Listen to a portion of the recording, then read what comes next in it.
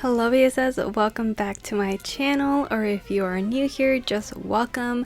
Hi, my name is Brenda. I do mostly paranormal videos here on my channel, so if that is something that you are interested in, please consider subscribing down below and turn on your post notifications so you do not miss when I post another video like this one. Now let's go ahead and get into today's video. Alright you guys, as you can tell by the title, today I am going to be discussing with you guys a few paranormal locations, potentially paranormal or haunted locations in Mexico, and the legends that are kind of behind it on why people think these locations are haunted. I did memorize a few of the locations, but there are some that I wanted to share with you that are like that have little small legends attached to them that I will be reading off of in the computer in front of me. So I hope that you guys don't mind that I'm reading off of something. So if you guys see me like looking down here and reading it off of you guys, it's just because my computer is in front of me, and hence why I'm also wearing my glasses so I can actually see what's going on back here, because usually I don't like to wear them because of the glare in the camera. I don't like how it looks, but it is what it is. Let's go ahead and get started with the first haunted location. And as I said, these are all based in Mexico. Some of them are like in Baja California and stuff like that. But okay, let me tell you about the first place. So the first place was supposed to be a boutique hotel by the name of Posada del Sol, and it is located in La Ciudad de Mexico. Now when I say it was supposed to be, is that it never actually got all the way there. So they did all the building and all of that, and it was built by somebody named Fernando Saldaña Galvan in, I believe it was the 1940s. I didn't really see an exact date to the T for when this whole project started up, but he decided he was going to put a boutique hotel in this street in La Posada del Sol. And at the time, this wasn't like a fully grown city, I believe. And so when he got this hotel started, he realized that the area that he was in wasn't probably going to be have the most potential. And so he started up the building of it, and he quickly got into debt because of how much he was putting into this boutique hotel. Like, there was so many beautiful art that he was putting into it because he wanted this to be like one of the best ones. So he would hire artists to bid to paint these like beautiful murals for him and put all these kind of like mosaics across different hallways and statues and chandeliers and all, you know, like the whole 9 yards.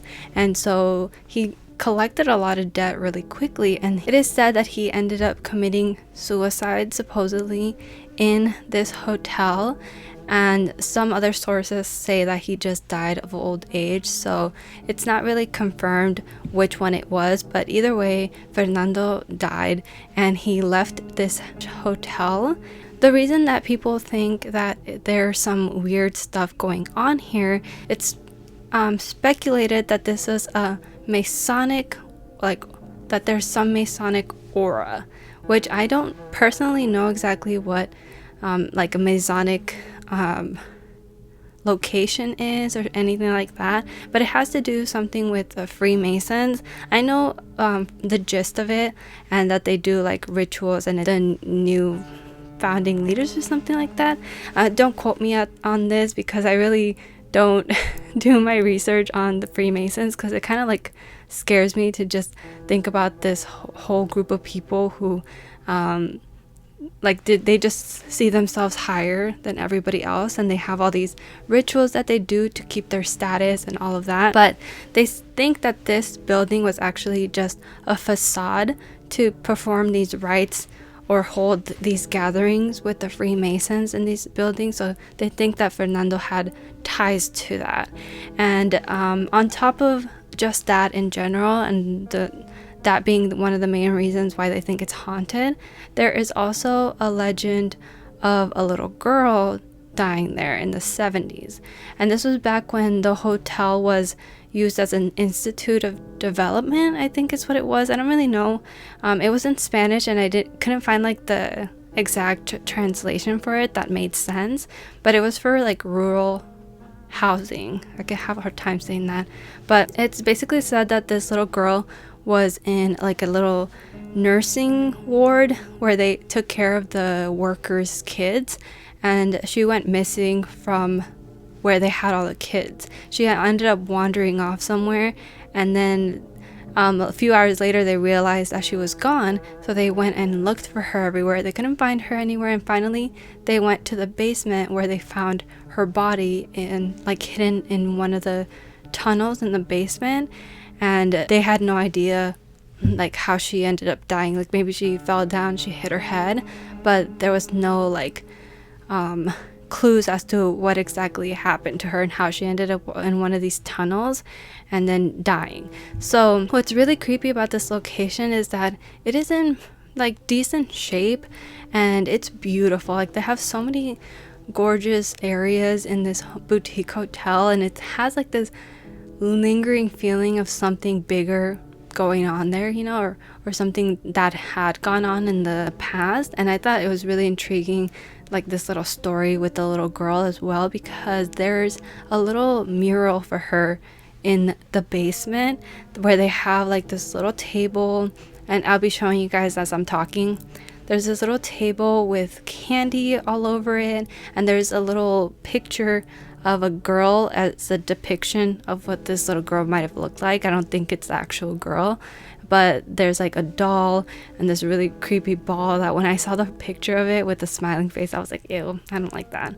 And that's the little mural that they have for her, or would that be the right word? But yeah, basically whenever people get to go inside, they bring her candy or something, and they'll leave it there for her, just because, you know, if you're gonna visit this location, it's just something that they do. And it is actually really, really difficult to get inside of it. There's guards, and there's like this huge green fence at the entrance, and the only way you can get into it, I think, is if you get permission, like for media or something. But just for you to like get in there, they're literally locked up tight, because you can't just wander in there, which makes it even more suspicious to me that they have guards in front of this, because there's so many abandoned places in Mexico and like literally everywhere, and you don't have guards just like walking around protecting an area. But there might be valuables in there that whoever owns the building now is trying to keep inside. You know, they want to keep it intact. Maybe later on they want to restore it, or they want to keep it as a historical landmark or something like that. But anyway, I thought those two legends behind La Posada del Sol were really creepy to me, and I was like watching a bunch of videos of walkthroughs of this place, and it has such an eerie vibe. I don't know how to explain it, but when you guys see the videos, let me know if you guys feel the same way, or if it's just like another old building to you. But to me, there was something really weird about it. There might, as I said, there might be ties to these Freemasons or whatever, where they hold gatherings and perform whatever rituals they do. I really don't know what they do. I don't know what they are. But anyway, that's it for La Posada del Sol, which I thought was really interesting. As I said, let me know what you guys thought about those, about that one down in the comments. Now, the next one is going to be El Reloj del Hospicio Cabañas. I don't know why I had a hard time remembering that. I don't know how to translate hospicio in English. I really don't know. It's just like a habitat. I don't know. I'll put it right here, but Hospicio Cabañas is what it's called, and it's named after Bishop Cabañas. He's got an entire name that I did not think of remembering, but Bishop Cabañas is who this building was named after, and it is in the city of Guadalajara, Mexico, and it was built around I think 1796. Yeah, so in the mid 20th century. And as I said, it was named after Bishop Cabañas, who died in 1824. So this was like a long time ago, and it is said to be one of the first buildings in like the main Ciudad de Guadalajara. And so the urban legend behind this is of the actual clock that they ended up putting in and at the Hospicio Cabañas. But the legend behind it, it's told that Bishop Cabañas was visited by the devil, who was disguised as a monk. And a little backstory about the hospicio. So it was basically built for homeless children and people of low income situations. So it was a religious group of people who built this, you know, to help out the community and help out all the people who were in need. And so this is what this whole building basically is. There was a hospital, an orphanage, a church, like it was a whole thing all in one. And it's like a huge building, beautiful building too, very eerie at the same time. But that's basically what it was for. And so this the devil who visited the bishop, it's basically said that this monk was talking to him, and then all of a sudden he was talking to him about like something that he wanted him to do. And he was like warning him about how there was going to be disaster and war and all of this stuff. And the bishop later on realized that this was the devil, and he said that he wasn't going to listen to him. And then the devil was like, well, you're going to see what's coming. And that was basically like the whole thing that happened with him. And then, you know, time passed by, and they ordered the biggest clock to be brought from Europe to add to the aesthetic of the building, is what it said. So they ordered this clock, and they put it up in the center of the entrance of El Hospicio Cabañas. And suddenly, they had just gotten this clock, but suddenly it stopped working. After a while, like it would just stop ticking, and people would see it, that it wasn't working and that it wasn't chiming or anything like that. And it wasn't noticed at first, and it wasn't given any attention. And as time passed, and they would come get somebody to look at it and fix it, and then it would continue to stop working. I think some of the nuns started to pay attention to what was causing it to stop. So they thought there might have been like a specific reason, like maybe it stopped when there was a storm outside, or maybe it stopped when there was lightning or something like that. So they started to pay more attention to when exactly it was stopping, to find a reason as to why. And then the nuns started noticing that every time that the clock would stop, so would the heart of one of the orphans. And that was like really morbid to me, because I was like, these poor little kids getting got by the devil or something. But yeah, so they all died in different ways, but it would always be when the clock would stop. So every time that it did, one of the children from the orphanage or one of the homeless kids would die, and nobody would really understand like how this was correlated and why this was. And yeah, later on everybody thought it was from that visit that the bishop got from the devil, and how the devil was pretty much dismissed by him. You know, he didn't want to talk to him, obviously, because this man is a bishop. He's not going to be wanting anything to do with the devil. But later on, after, you know, several kids were dying, and there was like this huge legend behind this clock at El Hospicio, people in, I think it was 1952, gathered up a petition to get rid of the clock. They wanted nothing to do with the clock. They wanted it gone. And then they finally removed it and destroyed it. And that is basically the legend behind why they think El Hospicio is haunted. And I think nowadays, I think they still operate, but I'm not exactly sure. I just know that for a while they were using this building as like a ward or jail or something, but also don't quote me on that, because I didn't look too much into the history of it now, or like after it had been there for a long time with like the nuns and stuff. But all I know is that this building is creepy as hell, but it at the same time it's beautiful, and it's like a historic landmark because it's been there since 1796 I think it was.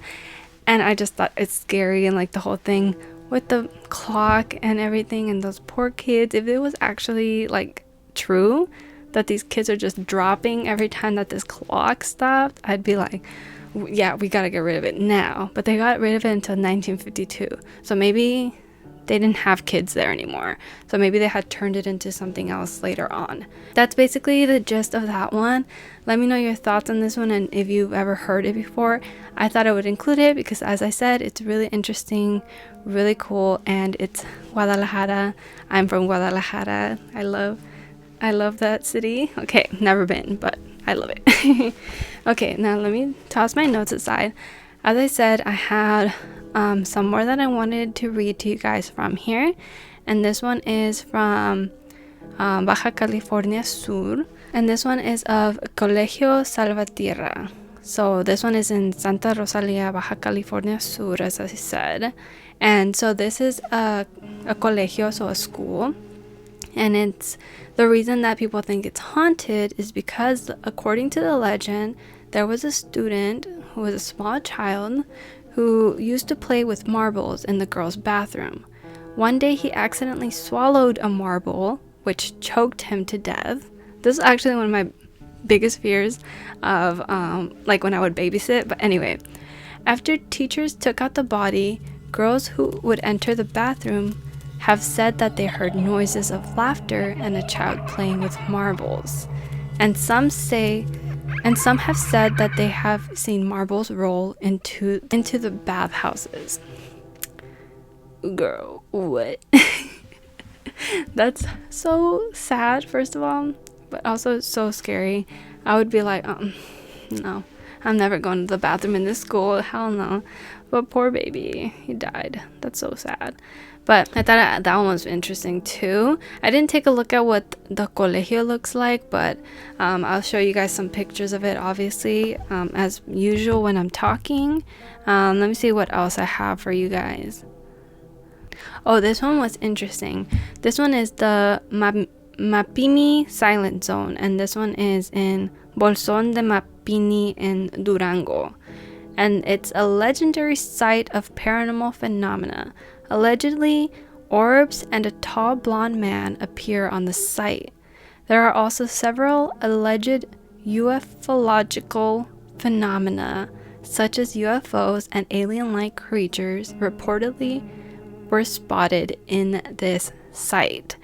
And I love hearing about these isolated places where you literally, there's nothing on either end for miles across.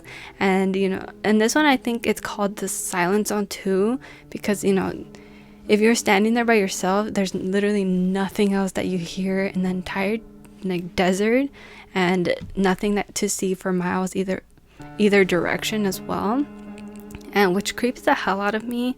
I've always been just scared, or I guess anyone would be scared of being alone in the desert, honestly. But I want to know a little bit more about my Mapimi Silent Zone. Let me see if I can click it. Okay, so I can't find anything else about this blonde man, but I'm guessing this might be some kind of alien humanoid thing, or something paranormal, like a ghost, some blonde man passed away in an accident there or something.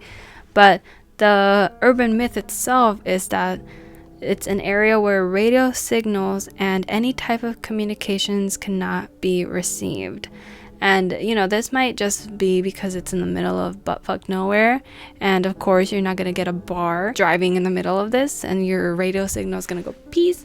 Even though there are towers in multiple different locations, it's kind of hard to lose radio signal that easily, but I mean, not impossible, right? But I think that one's really interesting to me. I love alien stuff, and apparently there's some NASA stuff going on, some rocket is being launched from here, which adds to the whole myths and legends of this location. Very interesting. I really like reading about that. Okay, let's see what else is there. What else is there? What else there is? Okay. Okay. I think you guys have heard of El Callejón del Beso, which is the kiss alley, or the kissing alley, which is in Guanajuato. And it's allegedly haunted by two lovers who died in tragic circumstances. It doesn't give me any more information than that. But I've heard of this, and it's actually beautiful. Guanajuato is gorgeous, like gorgeous. I would want to go one day. There's so many like photo opportunities, photo op locations, and the Callejón del Beso is one of them. It might not look scary, but it's interesting that there's sightings of a potential couple who died there. Okay, let's see what else is there. La casa de la tía Aura, the house of Aunt Aura. Aura, in Guanajuato. It was built in 1805. During the 1840s, 2 women were murdered in the property by their own father. The first daughter was walled in the basement when he found out that she got pregnant without being married, and the second was poisoned afterwards so he could inherit everything. People say that they can hear voices and see orbs and shadows in the house. The house is now a museum. What? That is terrifying. That's some Edgar Allan Poe shit. Like putting her in the walls. Is that not an Edgar Allan Poe something? Like a book or something? I don't know. I don't know why I even mentioned it if I don't even know what the hell I'm talking about. Okay, let me look it up.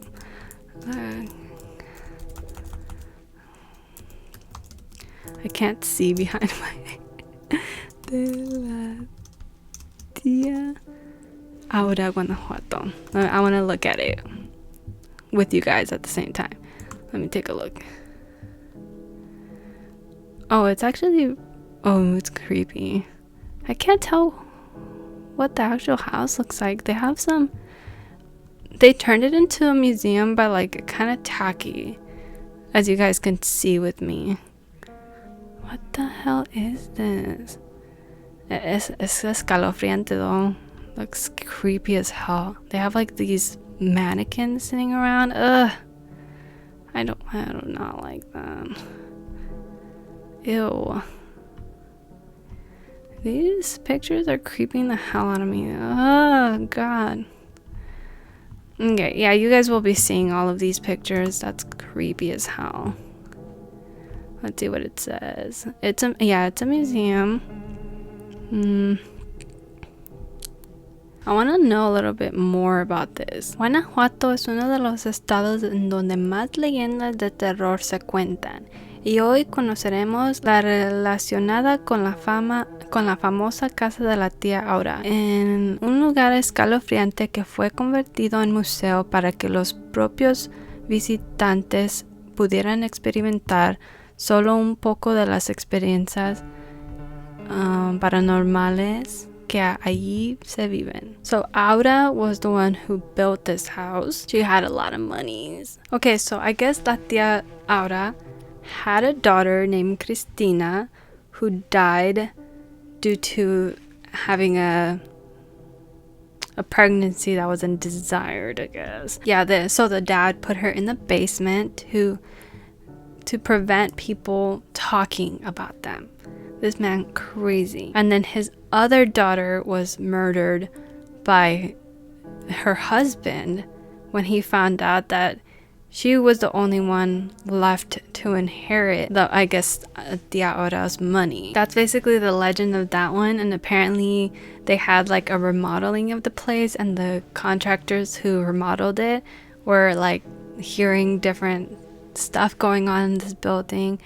And yeah, that one is to me the creepiest one yet, just because she was literally put in the walls of the basement. Like, that's super creepy. And of course, how is she not gonna haunt this place? Oh my god, that was really, really creepy. Okay, let's see if I can find one more to share with you guys.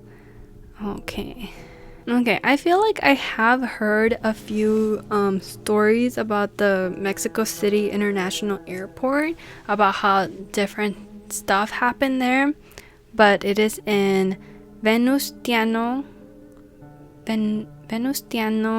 Carranza, Mexico City, Ciudad de Mexico.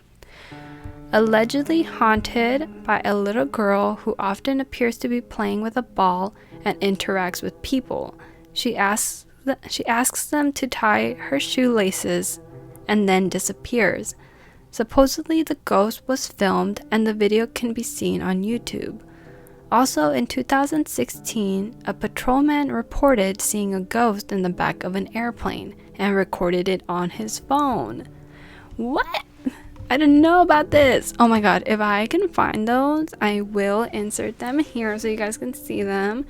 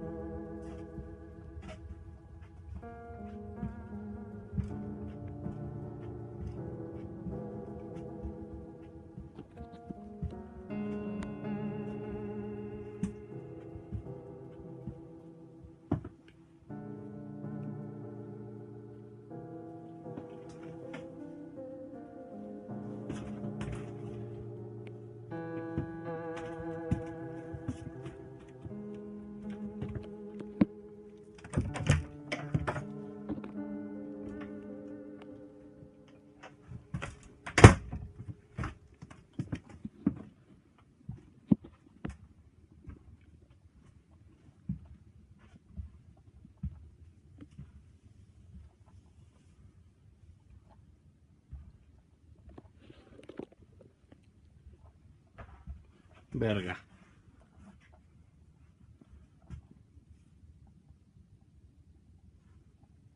¿Qué fue eso?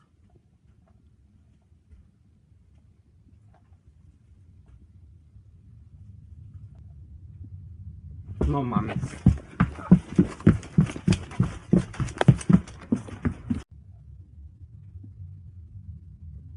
No mames.